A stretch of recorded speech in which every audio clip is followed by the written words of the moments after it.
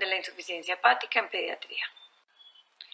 Recordemos que esta es una patología que es compleja, multifactorial y muy dinámica. Al decir dinámica me refiero a que cambia en el tiempo constantemente y es un paciente que hay que estar monitorizándolo continuamente por su alto riesgo.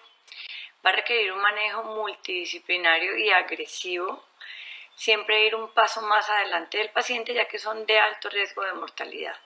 Es muy importante que reconozcamos y tratemos las complicaciones a tiempo porque esto nos puede cambiar el pronóstico de la enfermedad.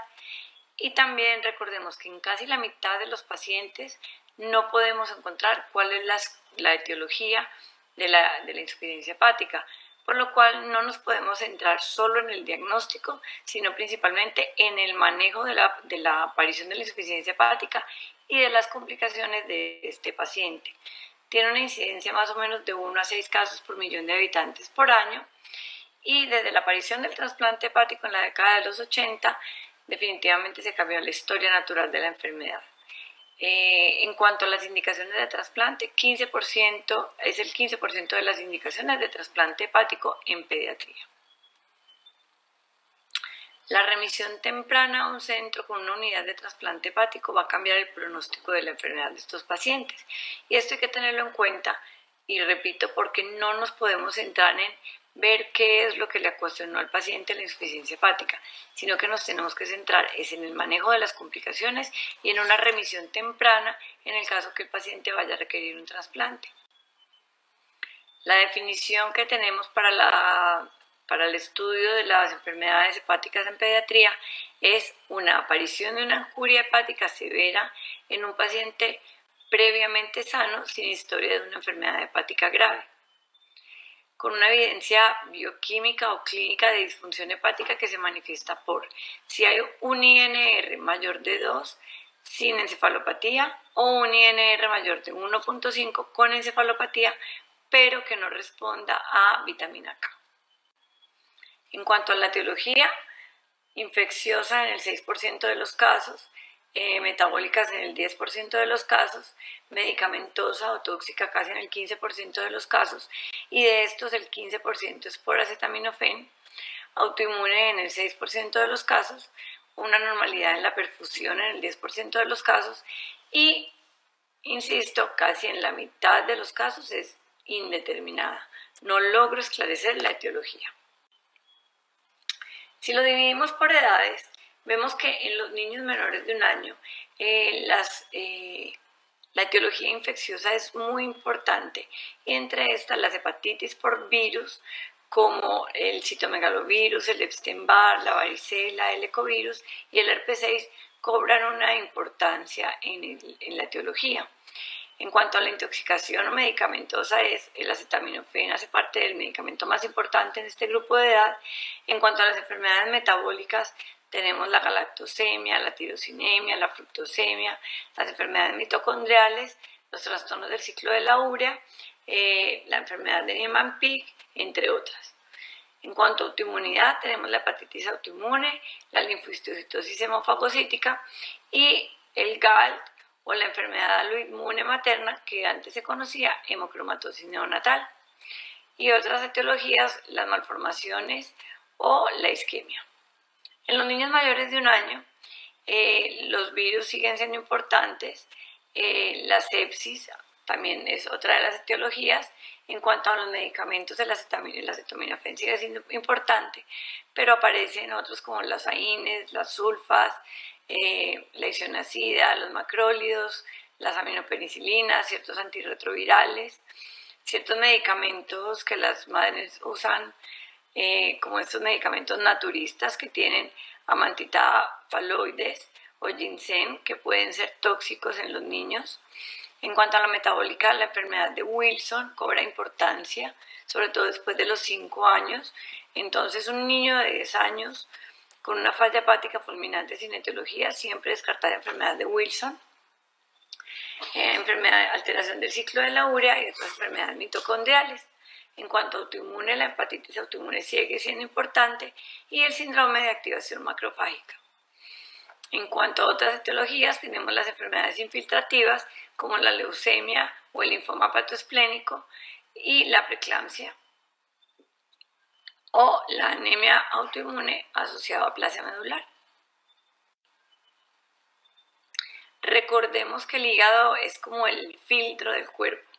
En el hígado hacemos el metabolismo de los lípidos, metabolismo de los carbohidratos, se encarga también de la producción de la bilis, que es muy importante para la digestión de los alimentos, se encarga de los depósitos de ciertas sustancias como el glucógeno, las vitaminas, el hierro y el cobre, la transformación del amonio a la urea, que es la detoxificación, que se encarga pues, de la desintoxicación sanguínea, la síntesis de los factores de coagulación, sobre todo los vitamino K dependientes, que son el 2, 5, 7 y 9, y la síntesis de proteínas.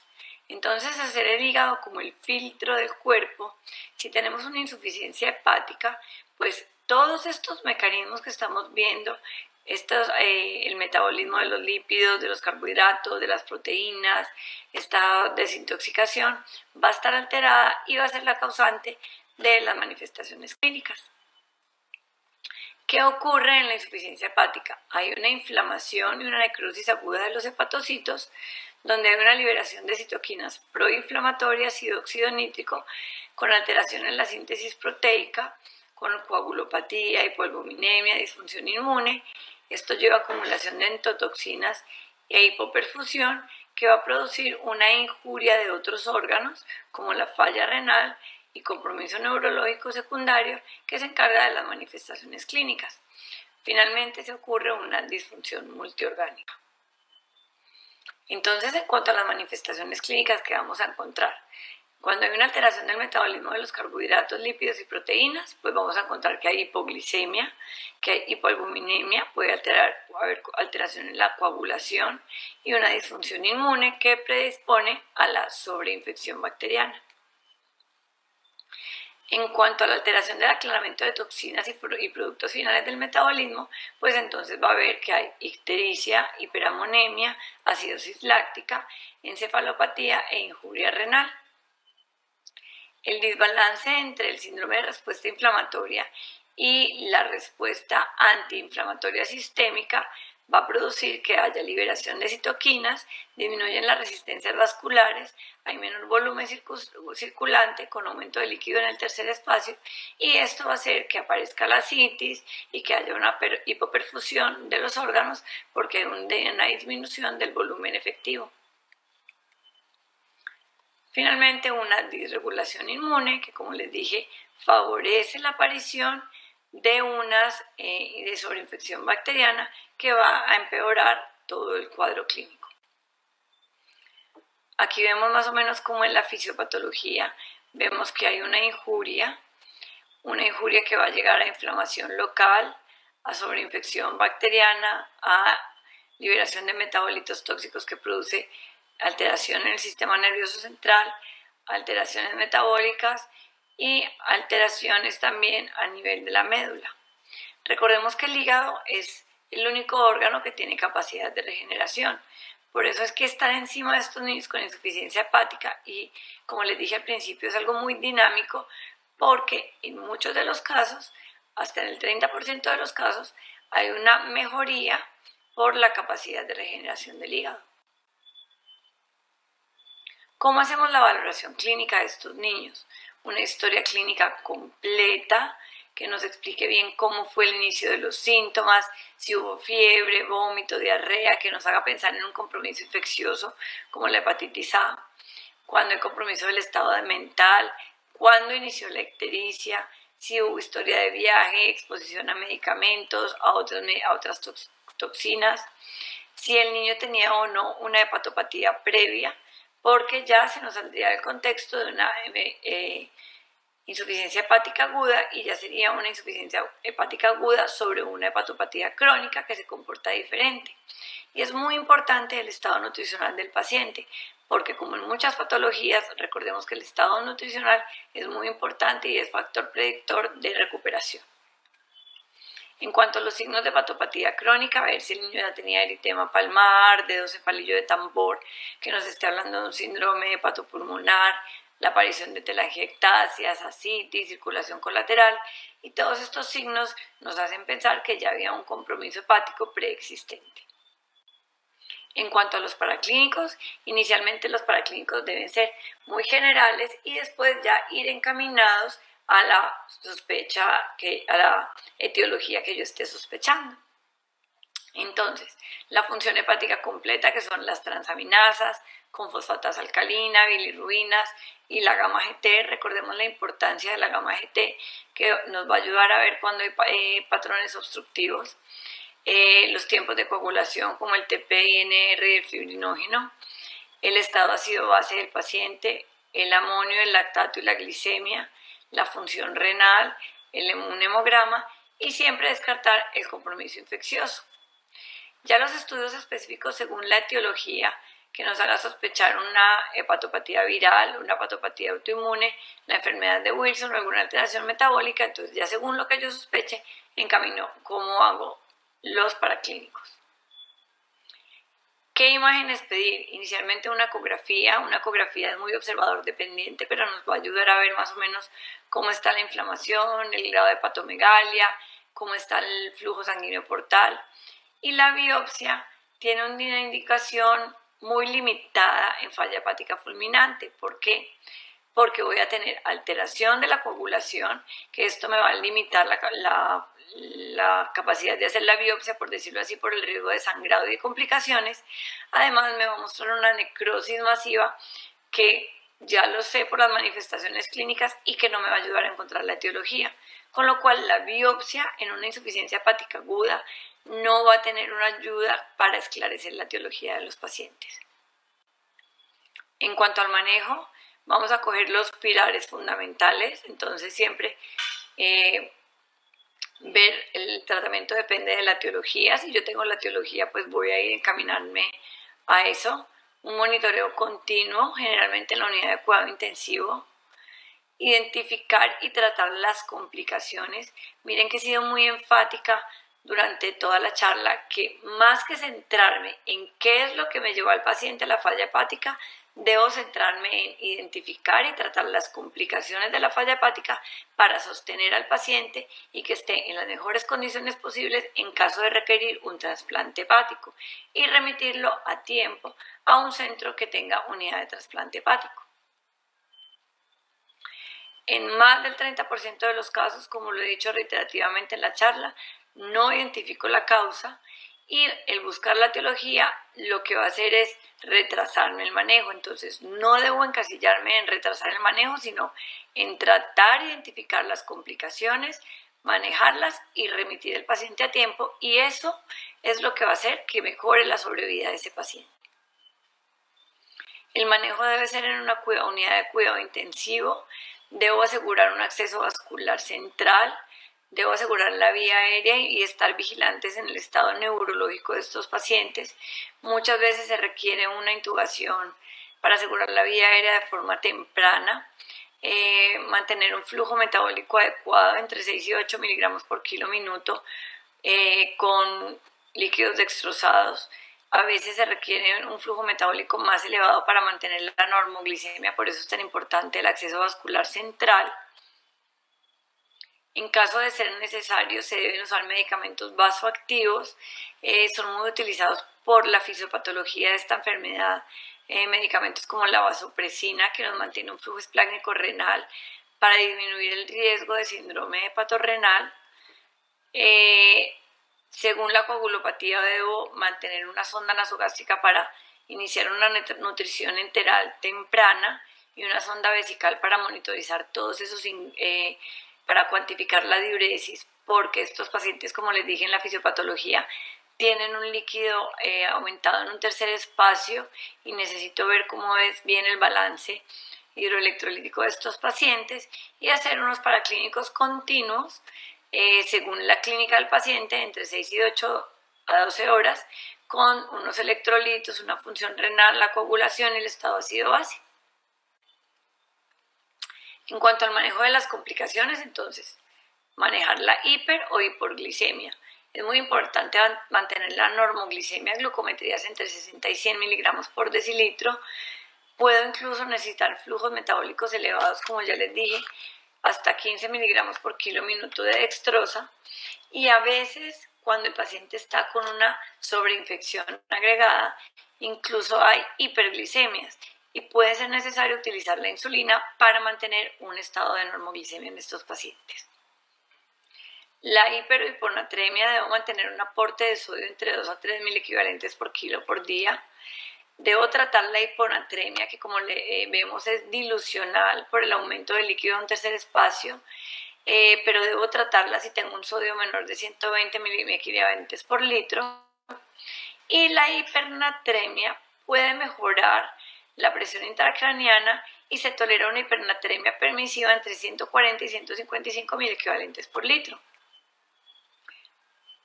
También tratar la hipofosfatemia y las alteraciones del potasio es muy importante. En cuanto a la hipertensión endocraniana y la encefalopatía, entonces mantener la cabecera elevada a 30 grados, mínimo estímulo del sistema nervioso central.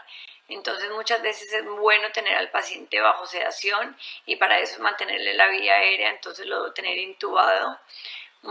Si el niño no está intubado, monitorizar el estado de conciencia. Utilizar lactulosa a 0.5 miligramos por kilo para mantener entre 2 y 4 deposiciones al día y así disminuir esa producción endógena de amonio por parte de las bacterias intestinales. Rifaximina 10 miligramos por kilo cada 12 horas y no está indicada la restricción proteica a no ser que yo tenga una hiperamonemia importante.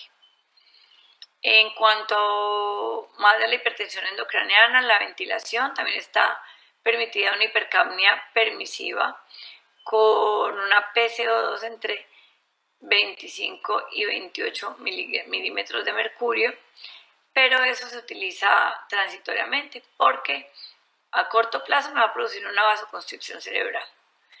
El manitol también está indicado, lo puedo usar como a 0.5 miligramos por kilo con una solución al 20% durante 15 minutos y monitorear la osmolaridad sérica porque la tengo que mantener menor de 320 miliosmoles porque si tengo ya una osmolaridad muy aumentada, aumenta el riesgo de herniación cerebral. Y puedo también manejar la hipertensión endocraniana con una solución salina hipertónica entre el 2 y el 23.4%, manteniendo un sodio sérico entre 145 y 155, como ya les dije. En cuanto a la encefalopatía, en los niños es muy difícil el monitoreo y el diagnóstico y ver el grado de encefalopatía hepática porque los cambios son muy bizarros, sobre todo en los niños lactantes, porque los niños lactantes, por el solo hecho de estar donde el médico en una unidad de cuidados intensivos, van a estar muy irritables y no necesariamente eso quiere decir que estén encefalopáticos. Entonces debo monitorizarlos. Aquí vemos los grados de encefalopatía de 0 a 4 y los 4 parámetros que miden, que es la clínica, los reflejos, los signos en el sistema nervioso central y los cambios en el electroencefalograma. La encefalopatía grado 1 simplemente se puede manifestar como un poquito de irritabilidad y llanto. En los niños más grandecitos hay algo de confusión y cambios en el estado de ánimo. Pueden estar como un poquito apáticos y muchas veces eso pasa desapercibido, pero pues es un signo inicial de encefalopatía. Los reflejos pueden estar normales o puede haber hiperreflexia. Puede haber un poquito de apraxia o temblor, o el niño no puede dibujar, sobre todo en el niño más grandecito. En los lactantes esto es muy difícil de evaluar. Y el electroencefalograma es normal o las ondas un poquito más lentas. En la encefalopatía grado 2 el niño ya está mucho más irritable o puede estar frontalizado o somnoliento. Hay hiperreflexia, ya aparece la disartria y la ataxia y el electroencefalograma ya tiene ondas lentas y trifásicas. La tipo 3 ya puede estar como combativo o estupuroso, sigue la hiperreflexia y aparece el Babinski, puede haber rigidez y ya el electroencefalograma sigue más lento. Y ya el estado 4 de encefalopatía, que el paciente está ya comatoso sin respuesta a estímulos, ya los reflejos están ausentes, puede haber posición de descerebración o de corticación y el cambio del electroencefalograma ya aparecen las ondas delta y está muy lento. Para continuar con el manejo de las complicaciones, entonces recordemos que estos pacientes van a estar coagulopáticos, siempre dar vitamina K, Acuérdense que cuando vimos en la primera diapositiva, en el diagnóstico de insuficiencia hepática, tengo que demostrar que hay prolongación de los tiempos de coagulación, pero sin mejoría con vitamina K. Hemoderivados solo están indicados si hay un sangrado activo. El paciente puede estar muy coagulopático, pero si no tiene un sangrado activo, no puedo estar poniendo hemoderivados por el riesgo también que trae hacer una politransfusión a un paciente crítico. En cuanto a la parte renal, debo estar pendiente del gasto urinario, ver los asobados, que no haya incremento de los asobados, porque eso me habla que puede estar apareciendo el síndrome hepatorrenal. Recordemos que el síndrome hepatorrenal es cuando hay compromiso renal asociado a una falla hepática aguda. Está el tipo 1, que es un aumento abrupto de la creatinina al doble del estado basal, y la tipo 2, que ya es un compromiso más insidioso y más crónico en una hepatopatía aguda. Debo pensar terapia de reemplazo renal continua de forma temprana para que este paciente esté en las mejores condiciones posibles en caso de requerir un trasplante hepático. En cuanto a la nutrición, como les dije en el abordaje inicial, debo asegurar una vida enteral. Entonces, si tengo el paciente intubado, pues una sonda nasogástrica para empezar de forma temprana una nutrición enteral. Es mucho mejor la nutrición enteral que la nutrición parenteral. No hay indicación de restricción proteica. Si tengo una hiperamonemia marcada, pues aseguro un aporte mínimo de proteína a 1 gramo por kilo para evitar el anabolismo. En cuanto a la parte infecciosa, está muy debatida. Antes, a todos los pacientes con falla hepática se les empezaba antibiótico porque se consideraba un paciente inmunosuprimido. Esto está muy debatido. Muchos grupos abogan con que sí hay que iniciarlo, otros que no. Simplemente sospechar deterioro sin causa. Entonces, cuando yo tengo un deterioro de este paciente sin causa, sospechar un compromiso infeccioso, iniciar antibióticos de forma temprana, policultivar al paciente y estar atentos a cualquier compromiso, aparición de algo que me sugiera un compromiso infeccioso para tratarlo a tiempo. En cuanto a la protección gástrica, omeprazol a dosis elevadas y endovenoso para evitar el sangrado, ya sea por la coagulopatía o por si el paciente tiene cambios de hipertensión portal. En muchas ocasiones el paciente está muy comprometido con una hiperaponemia marcada, con compromiso renal y puede ser necesario el soporte extracorpóreo, que es el MARS. El MARS es una técnica donde hay es como similar a una hemodiafiltración continua, pero lo que me hace es eliminar todos los metabolitos tóxicos del hígado y es un puente al trasplante hepático. Esto no está disponible en todos los centros y no está indicado para todos los pacientes en pediatría, pero siempre tenerlo en cuenta. En cuanto al manejo de los pacientes, según la etiología, entonces si es una falla hepática por virus B, pues iniciar la amibudina. Si es por herpes, el aciclovir. Si es por acetaminofén, empezar con N-acetilcisteína, la dosis de carga y la dosis continua cada 4 horas por 17 dosis. Muchos grupos abogan que los pacientes con una falla hepática aguda, independiente si es o no por acetaminofén, está indicada la N-acetilcisteína porque tiene un efecto antioxidante. Esto está muy debatido, no está indicado de rutina solo en falla hepática por acetaminofén. Si tengo una intoxicación por amantita, pues la penicilina y la N-acetilcisteína. Si yo tengo una alta sospecha de una hepatopatía autoinmune, están indicados los pulsos de metilprednisolona entre 15 y 20 miligramos por kilo día. Y si ya tengo una enfermedad metabólica, pues la galactosemia, dieta sin galactosa, la intolerancia a la fructosa, dieta sin fructosa ni sorbitol, y una tirosinemia, el NTBC, que es la nitisinona, y la dieta baja en fenilalanina y tirosina. Esto ya cuando yo tengo la etiología del paciente. En cuanto al pronóstico, el pronóstico es muy variable y va a depender de la causa de base. 40% de los pacientes van a requerir un trasplante hepático. Por eso es tan importante, desde que yo hago el diagnóstico, ir pensando en cómo remitir o cómo hacer que este paciente llegue a un centro donde haya unidad de trasplante hepático para que tenga esta oportunidad y le mejore la sobrevida. La mortalidad en la era del trasplante ha disminuido hasta el 5% de los casos, incluso hasta el 10%, y es mucho menor de la mortalidad que había antes del trasplante, porque muchos pacientes se morían esperando un trasplante. Se dice más o menos que el 20% de los pacientes mueren esperando un trasplante. Y antes de la era del trasplante, la mortalidad alcanzaba el 40%. En muchos centros de trasplante tenemos la opción de donante vivo, que nos va a facilitar el manejo y mejora el pronóstico porque evita que este paciente se deteriore más. La sobrevida del receptor y del injerto es un poco menor a los pacientes que son trasplantados por otra etiología. Es decir, un niño trasplantado por atresia de vías biliares probablemente tiene una sobrevida mayor al niño que se trasplanta por falla hepática.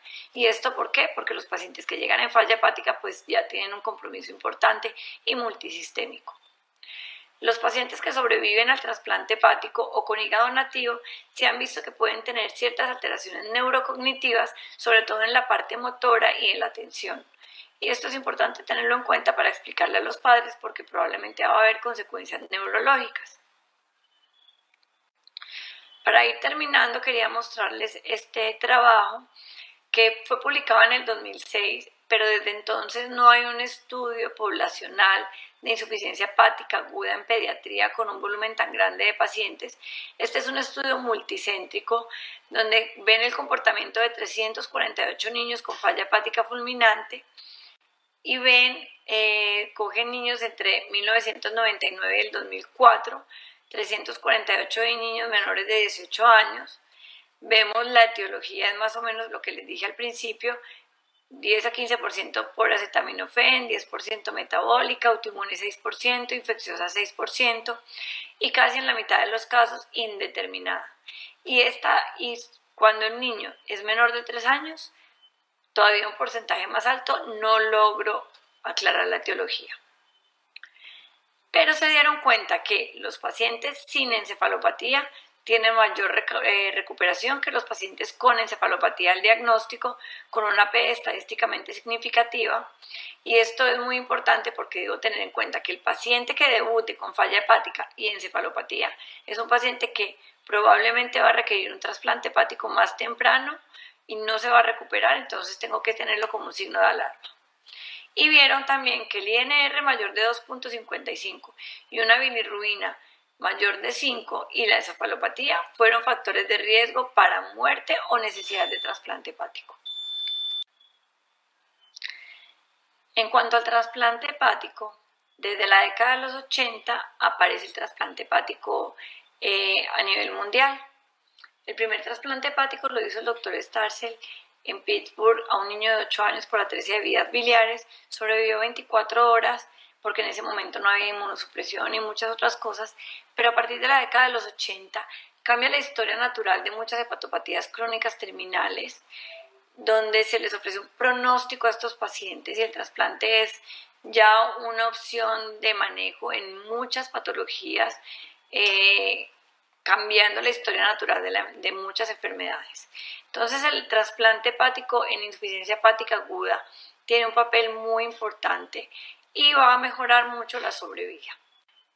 Hace más de 20 años en el King's College se hicieron unos criterios predictores de la necesidad de trasplante hepático en los pacientes con falla hepática para que sean como signos de alarma y nos hagan identificar de forma temprana a un paciente que va a requerir el trasplante para poderlo remitir a tiempo o llevarlo a un centro donde haya este tipo de manejo.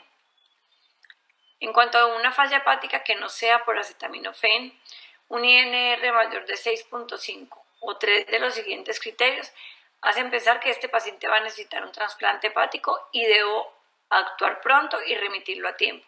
Entonces, menor de 10 años o mayor de 40 años, si tiene una hepatitis aguda no A, no B, o que no sea reacción a medicamentos, si tiene una ictericia de 7 días previa a la encefalopatía hepática, o un INR de 3.4 o una bilirrubina sérica mayor de 17. En cuanto a la falla hepática por acetaminofén, un pH menor de 7,3, o un INR mayor de 6,5, con una creatinina de 3,4 y una encefalopatía de grado 3,4, hace pensar que este paciente no se va a recuperar y va a terminar en un trasplante hepático. Quiero mostrarles un poquito la experiencia de nuestro centro en cuanto a trasplante hepático. La unidad de trasplante de la Fundación Valle de Lili empezó desde 1996 y hasta ahora ya llevamos más de 400 trasplantes. Esta es nuestra casuística hasta el 2019, que llevábamos 386, y quiero mostrarles que la falla hepática fulminante es el 7% de las indicaciones de trasplante hepático. Como les dije al principio de la charla, esto es muy parecido a lo que reporta la literatura mundial, donde es más o menos el 10 al 15% de las indicaciones de trasplante hepático. Acá vemos cómo se distribuyen las indicaciones de trasplante por etiología y por año hasta el 2019. Definitivamente la atresia de vías biliares es la causa más frecuente de trasplante hepático, pero la falla hepática fulminante es entre el 7 y 10% de las indicaciones. Acá vemos que nosotros más o menos la mitad de nuestros pacientes se hace con donante vivo y que cada vez hacemos niños más pequeños, menores de 10